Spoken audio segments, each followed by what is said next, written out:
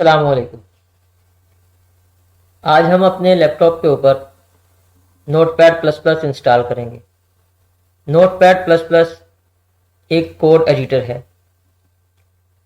इसके ज़रिए से हम वो तमाम कोड जो हम अब तक अपने नॉर्मल नोटपैड पे करते रहे हैं वो ज़्यादा बेहतर अंदाज में और ज़्यादा बेहतर तौर पर लिख सकेंगे।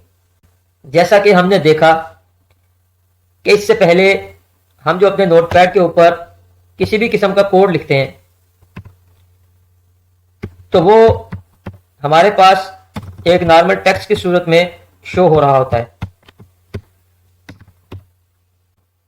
लेकिन नोटपैड प्लस प्लस की मदद से हम बहुत से ऐसे काम कर सकते हैं और बहुत सी ऐसी चीज़ें हैं जो हमें यहाँ नहीं मिलती लेकिन उसमें मिल जाती हैं।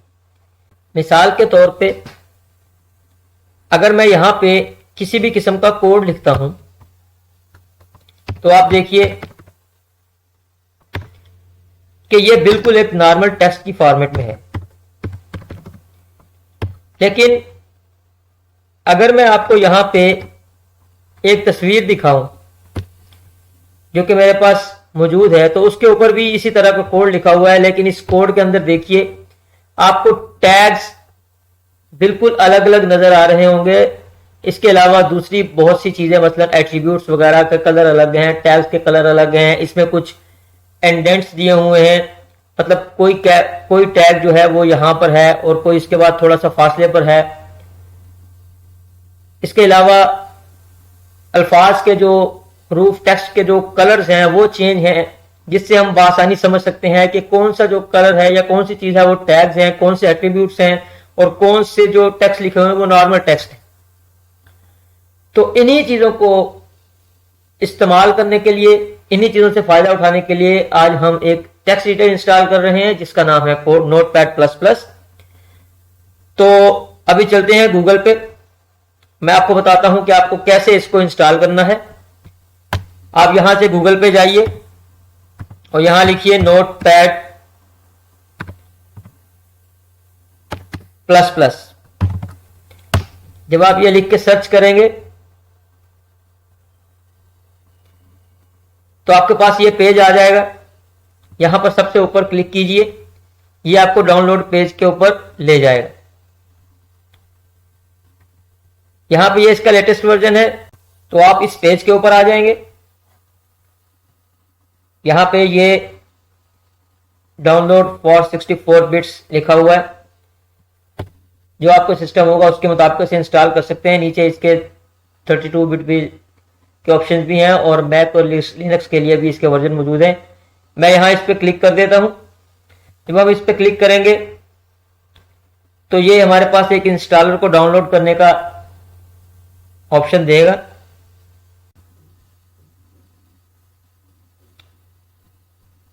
ये देखिए यहां डाउनलोडिंग स्टार्ट हो चुकी है, ये डाउनलोड कंप्लीट हो गया है। मैं यहां इसको रन करता हूं।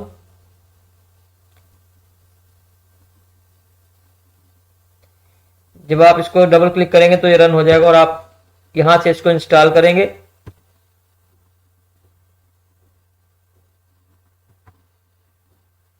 यहां पे आप इसको नेक्स्ट कीजिए। यहां पे एग्री का ऑप्शन होगा, यहां पे इसको नेक्स्ट कीजिए और यहां पे वो पाथ दीजिए जहां पे आप इसको इंस्टॉल करना चाहते हैं। बाय डिफॉल्ट ये सी पार्टीशन में इंस्टॉल होता है तो मैं फिलहाल यहीं पे करता हूं। आप किसी और जगह करना चाहें तो आपकी मर्जी है। यहाँ नेक्स्ट कीजिए और ये जो प्लगइन्स वगैरह के ऊपर टिक मार्क्स हुए हैं इनको ऐसे ही छोड़ दीजिए, लगे रहने दीजिए और इंस्टॉल पे क्लिक कीजिए। शॉर्टकट अगर आप अपने लैपटॉप की स्क्रीन पे बनाना चाहते हैं तो आपकी मर्जी है, नहीं बनाना चाहते तो भी ठीक है। मैं यहाँ शॉर्टकट क्रिएट कर लेता हूँ और यहाँ पे हम इंस्टॉल पे क्लिक करेंगे और ये कुछ सेकंड लेगा और ये इंस्टॉल हो जाएगा। इसके बाद जब हम इसको रन करेंगे तो आप देखिए यहां पे हमारे पास जो स्क्रीन शो होगी वो पहले कुछ इस किस्म की होगी।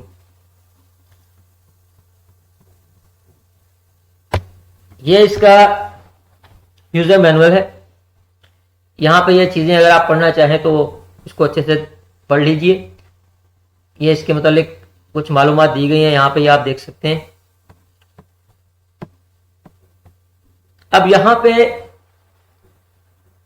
इस नोटपैड में और दूसरे नोटपैड में फर्क आपको मैं कुछ वाज़ह कर देता हूं।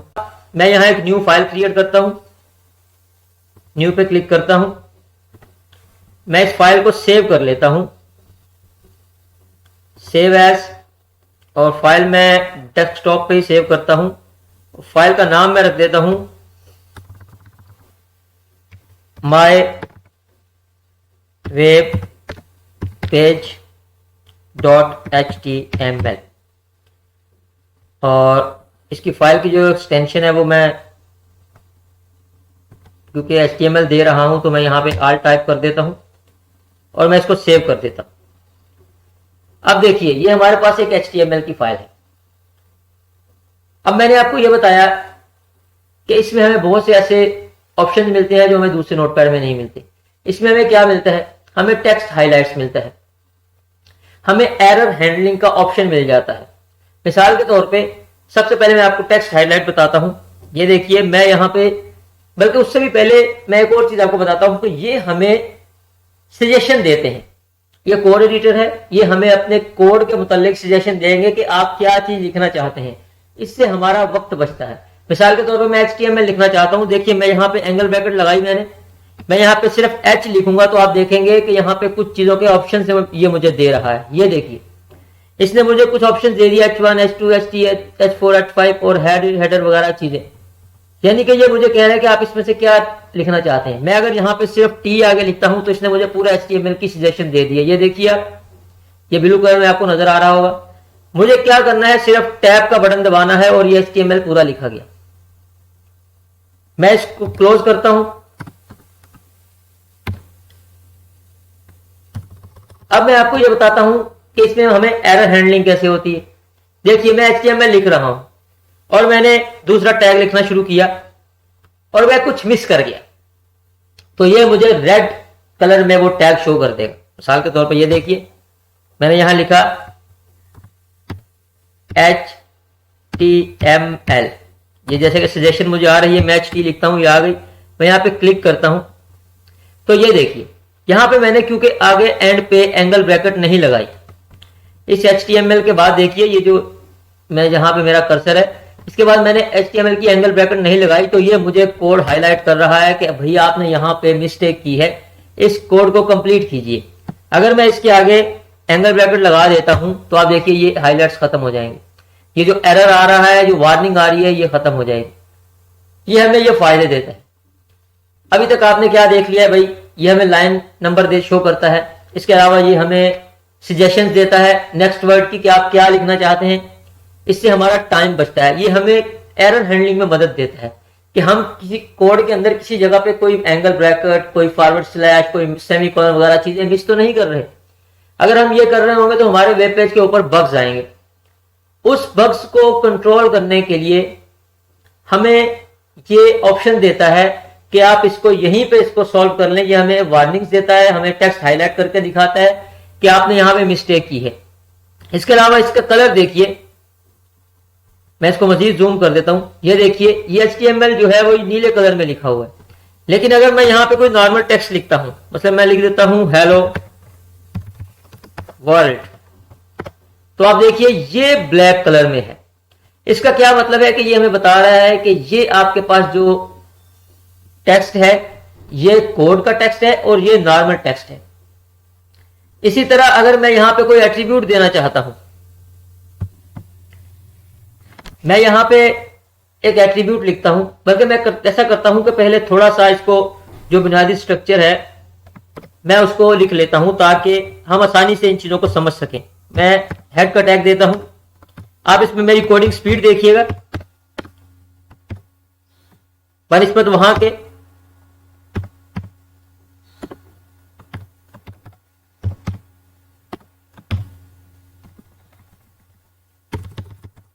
ये देखिए हमने कुछ बुनियादी स्ट्रक्चर जो है वो इसका डिफाइन कर लिया है और मैं अब यहां पे एक H1 का टैग लेता हूं और मैं इसको क्लोज कर देता हूं। मैं यहां पे लिख देता हूं हेलो वर्ल्ड और मैं यहां पे एक एट्रीब्यूट लेता हूं।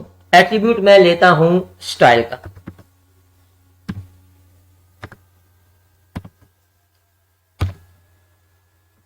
और इसके अंदर मैं लिख देता हूं कलर रेड। अब ये इसको देखिए, ये हमारा एक कोड का स्ट्रक्चर है। हमने HTML का टैग लिया, बॉडी का हेड का टैग लिया, फिर उसके बाद बॉडी का टैग लिया, उसके अंदर हमने H1 का एक टैग लिया है जिसका हमने कलर रेड करने के लिए उसके अंदर स्टाइल का एट्रीब्यूट दिया है। अब यहां पे आप देखिए ये HTML का जो टैग्स हैं, जितने भी टैग्स हैं, ये सब आपको नीले कलर में नजर आ रहे होंगे। ये जो एट्रीब्यूट है ये आपको लाल रंग में नजर आ रहा होगा, ये सुर्ख कलर में है। इसके अलावा ये जो कलर है ये हल्का सा पर्पल है, ये जो नॉर्मल टेक्स्ट है ये बिल्कुल काले रंग में है। तो ये हमें फायदा होता है इसका एक छोटा सा, कि हमें हर चीज का अलग अलग कलर नजर आ रहा होता है, जिसकी वजह से हम बासानी समझ जाते हैं कि हमने कौन सी चीज कहां लिखी हुई है। हमें बार बार किसी लाइन को जाके पढ़ना नहीं पड़ता, पूरी लाइन को देखना नहीं पड़ता कि हमें कहां पे एट्रीब्यूट्स दिए हुए हैं, हमने कहां पे टैग्स दिए हुए हैं। ये फायदा होता है हमारा। इसके अलावा जैसे मैंने आपको बताया कि ये हमें एरर थ्रो करता है, तो आप ये देखिए मैंने इसको हटा दिया तो ये एरर थ्रो करने लग गया कि आपने यहां पे गड़बड़ की है।